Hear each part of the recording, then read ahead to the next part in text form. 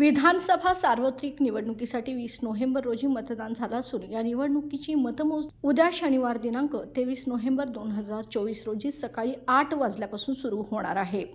जिल्ह्यातील 10 मतदारसंघातील मतमोजणी प्रक्रिया सुरळीत व पारदर्शक पद्धतीने होण्याच्या दृष्टीने यंत्रणा सज्ज झाली असल्याची माहिती जिल्हाधिकारी तथा जिल्हा निवडणूक अधिकारी अमोल येडगे यांनी दिली आहे। जिल्ह्यातील 10 मतदारसंघातील मतमोजणी पुढील ठिकाणी होणार आहे। चंदगड पॅव्हेलियन हॉल, गांधीनगर, नगर परिषद, गडहिंग्लज, राधानगरी, तालुका क्रीडा संकुल, जवाहर बालभवन, गारगोटी, कागल, जवाहर नवोदय विद्यालय, सांगाव रोड, कागल, कोल्हापूर दक्षिण, व्ही.टी. पाटील सभागृह, ताराराणी विद्यापीठ, राजारामपुरी, कोल्हापूर, करवीर, शासकीय धान्य गोदाम क्रमांक 8, रमणमळा, कसबा पावडा, कोल्हापूर, कोल्हापूर उत्तर, शासकीय धान्य गोदाम क्रमांक ए, रमणमळा, कसबा पावडा, कोल्हापूर, शाहूवाडी, जुने शासकीय धान्य गोदाम, पश्चिमेकडील बाजू भाग बी, तहसील कार्यालय शेजारी, शाहूवाडी, हातकणंगले येथे शासकीय धान्य गोदाम नंबर 2, हातकणंगले, इचलकरंजीमध्ये राजीव गांधी सांस्कृतिक भवन, कापड मार्केट समोर, इचलकरंजी, तर शिरोळमध्ये मध्यवर्ती प्रशासकीय इमारतीमधील आवारामध्ये तळमजला या ठिकाणी मतमोजणी होणार आहे।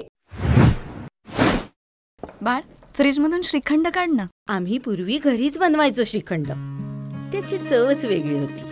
आता काय सगळं रेडीमेड। आजी, हे श्रीखंड खाऊन बघ। आज तुझ्या आईनं घरीच बनवलं की काय?